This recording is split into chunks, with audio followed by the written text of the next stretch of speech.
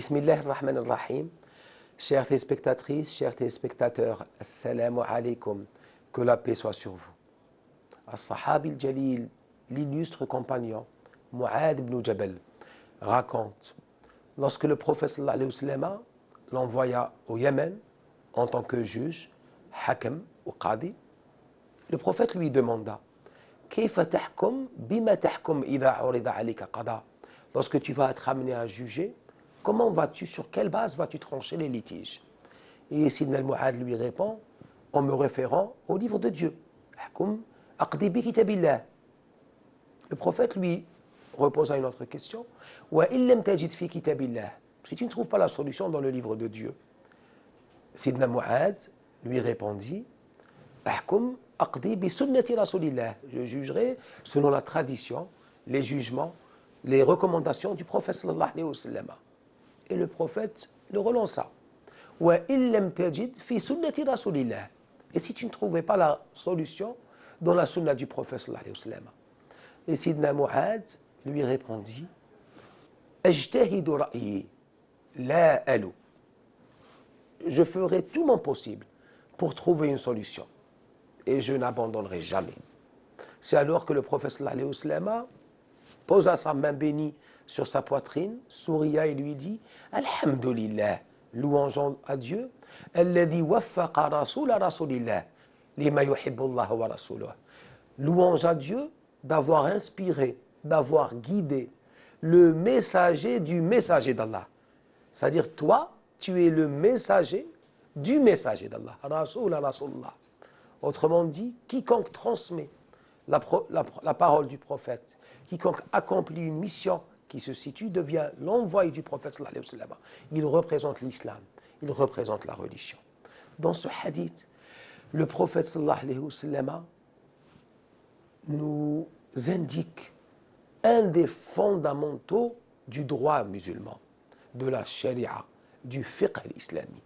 Car la religion a un versant spirituel, un versant ruhi, un versant doctrinal, aqaidi, et un versant législatif, shar'i, qanouni, fiqhi. C'est le droit musulman. Dans ce droit musulman, un des fondements du droit musulman, c'est justement ce ijtihad.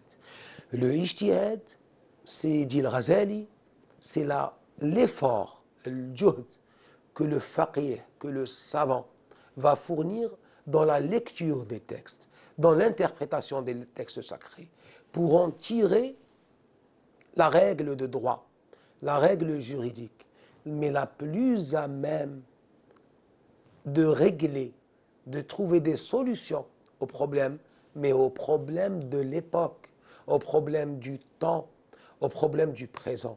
C'est pour ça qu'on dit que le croyant, le salik, le cheminant, le ibna waqtihi, c'est le fils de son temps, c'est le fils de son époque. Sayyidina Ali disait Rabbu awladakum ghayra tarbiyatikum fa innahum ya'ishuna li zamanin ghayra zamanikum.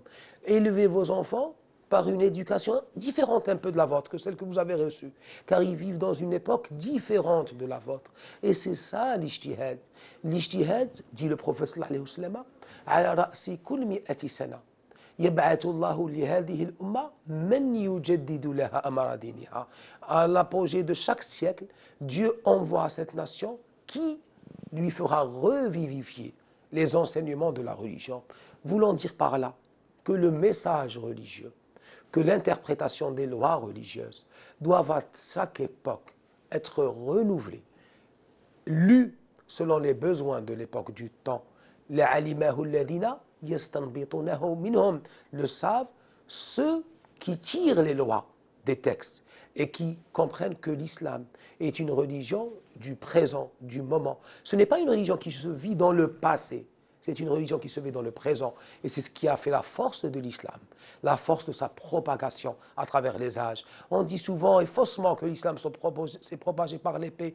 Ce n'est pas vrai. Si on revient vers l'histoire, l'islam s'est propagé par ses injonctions, par son message, qui a su s'adapter aux différents continents où il a pénétré. Pourquoi ? Parce qu'il y a toujours eu cet ijtihad. Les savants de l'islam, radiyallahu anhum, ont toujours fait cet effort, pour que l'islam soit traduit, soit compris, soit vécu par les nouvelles populations qui avaient embrassé l'islam, selon leurs coutumes, selon leurs us, selon leur mentalité. Et le meilleur témoin, si on en a besoin aujourd'hui, c'est qu'il existe plusieurs madhahib. Pourquoi il existe plusieurs madhahib fiqhiyya? Parce que l'islam, chaque région, a eu besoin d'un style, d'un mode de réflexion juridique assez particulier. Et à fil du temps, les courants, chaque région où l'islam est arrivé, a eu un peu son courant de fiqh, son madhab. Et ça a été en même temps la force de l'islam.